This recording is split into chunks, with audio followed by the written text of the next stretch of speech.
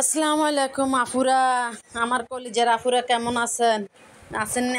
আশা করি সবাই ভালো আছেন। আমিও আলহামদুলিল্লাহ ভালো আছি আপনাদের দোয়ায়।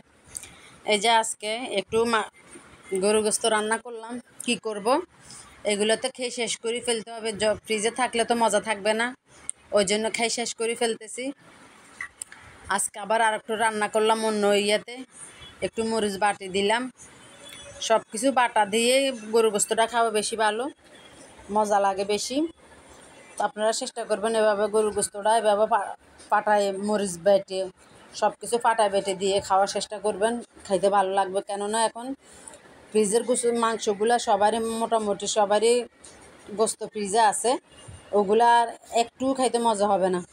যতভাবে যত রকমের রান্না করো, যদি ফাটার বাটা মশলা না দেয় এটা খাইতে ইচ্ছা করবে না।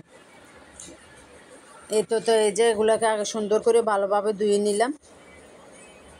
আগে প্রথমে তো আগে ধোয়া দিচ্ছি, তারপরে যত ধুচ্ছি অত রক্ত বের হচ্ছে, রক্ত বের হলে ভালো লাগে না। তো এই যে পেঁয়াজ কুচি দিয়ে দিলাম, যে করলাম।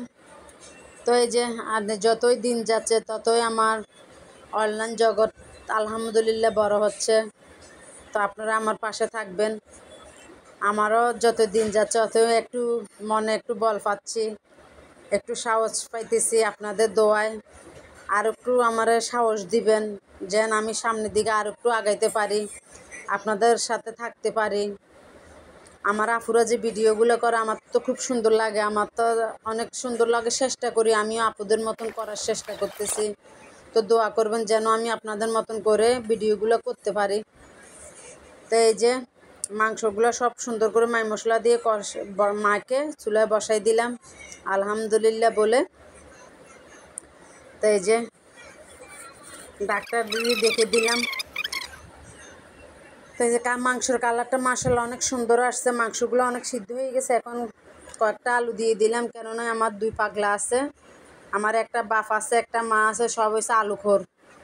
ওগুলোর জন্য আলু দিতেই হয়, আলু না দিলে মাংস খাওয়া চলে না। সবাই আলু পছন্দ করে, আলু যতই দাম হোক আলু একটু খাইতে হয়।